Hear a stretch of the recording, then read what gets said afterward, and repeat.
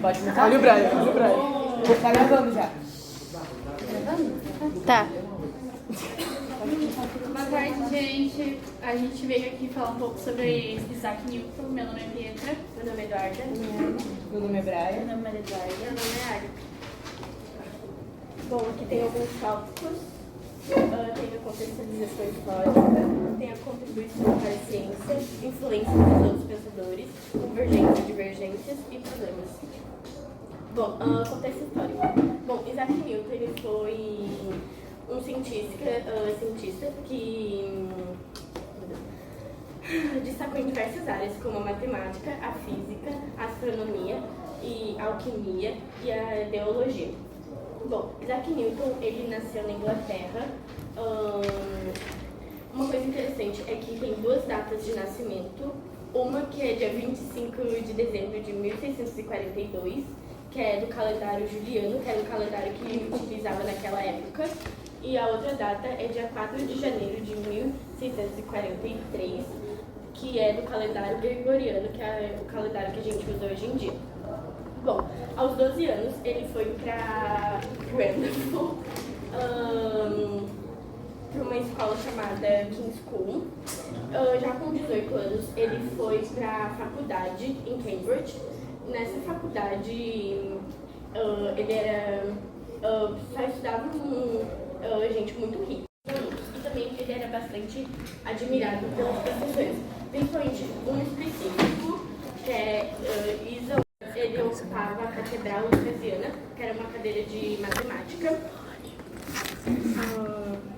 Bom, já em 1660, a Inglaterra sofreu com a peste negra, e daí os alunos foram dispensados da faculdade, então meio que eles ficaram em quarentena, e daí Isaac Newton ele foi para sua vila natal, e esse tempo foi crucial para o estudo dele, que ele focou tanto em questão de óptica, que eu vou falar um pouquinho mais lá pra frente, também em mecânica e também sobre a gravidade. Bom, depois de um tempo, quando ele voltou para a faculdade, ele fez um curso para se tornar professor. Depois, seu professor de matemática, ele renunciou ao cargo e daí ele indicou Newton para ocupar seu lugar na cadeira lucasiana. Só em 1669 que ele ocupou. Nos seus últimos anos de vida, ele estudou sobre alquimia e também algumas coisas relacionadas a Deus. Bom, a alquimia foi um estudo ilegal naquela época, que estudava coisas místicas que tinha relacionado às ciências e à arte e à magia também. Bom, dia 31 de março de 1727, ele veio a falecer com problemas renais. Ele nunca... Depois eu coloco as datas, tá, gente? Ele nunca se casou e também nunca teve filhos. Bom, a óptica é uma área da ciência que estuda... busca aprender grandes números e fenômenos da luz.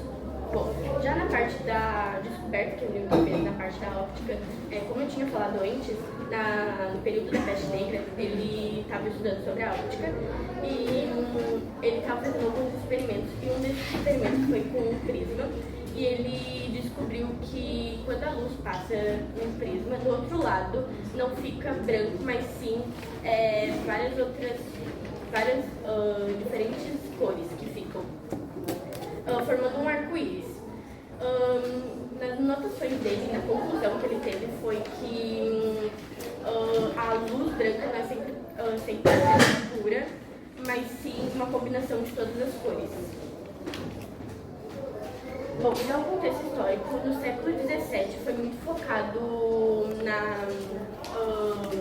no desenvolvimento científico e político, como Francis Bacon, trazendo para o método científico que permitiu o avanço das leis de física de Newton. E já na parte política, John Locke focou bastante no seu... defendeu vários direitos naturais e soberania popular, tendo percursos liberalismo.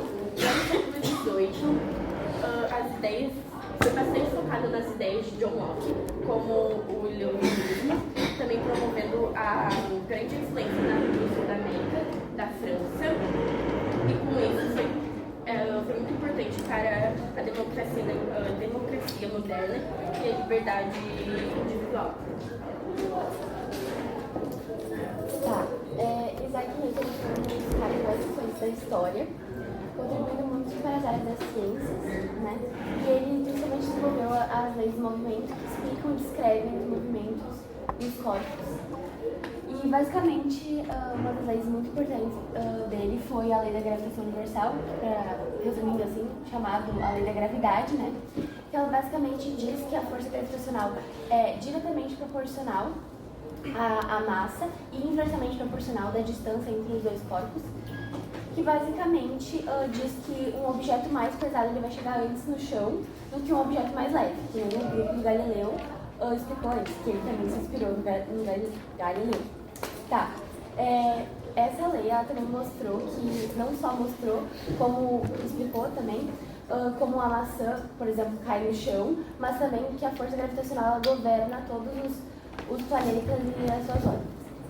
E tanto é que a Lua não sai simplesmente voando e o Sol não, assim, só some do mapa, assim, sem mais nem menos, porque basicamente então o Sol ele atrai ele puxa a Terra e a Terra puxa a Lua e a Lua puxa, enfim, essas coisas.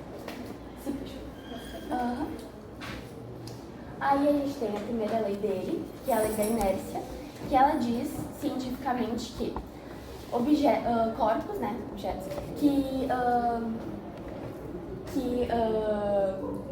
estão em movimento permanecerão em movimento e corpos que estão em repouso permanecerão em repouso, a menos que uma força age sobre eles. Então, por exemplo, ali, pega um álcool. Por exemplo, assim, essa garrafa não, o que é isso? Spray. Ele só vai se mover a menos que eu aplique uma força sobre ele e ele está se movimentando junto comigo. Agora é movimento, tipo, em direção a mim. Ele só vai parar se eu parar. Ele, basicamente isso. Tá, pode passar. Aqui, a bola de golfe, ela só vai sair do lugar quando o taco de golfe for atingir ela, né? Senão ela não sai do lugar. Próximo. Tá, aqui. Bom, quando o carro ele freia, a gente não freia junto com ele, porque quando a gente está se movimentando, o carro está se movimentando, a gente está se movimentando junto com o carro. Aí o carro freia, a gente não está freando junto com o carro. Então, pra gente não bater, né, no para-brisa, tem o cinto de segurança que basicamente nos tira da inércia e faz com que a gente freie junto com o carro. Então, e não, né? Porque a gente tende a continuar o movimento junto com o carro. Pode passar? Aí, tá. Enquanto Aristóteles ele focava mais na tendência das coisas, natural das coisas e na explicação, em busca da explicação das coisas, né? No sentido, nas experiências, o Newton ele basicamente buscava a matematização das coisas, ou seja, fórmulas, cálculos, precisão e certeza das coisas. Então, aí, a partir disso, ele criou essa fórmula aqui da lei do princípio da dinâmica, que é basicamente assim, força igual a massa vezes a aceleração. Que basicamente diz o quê? Que pra gente acelerar um corpo, a gente tem que considerar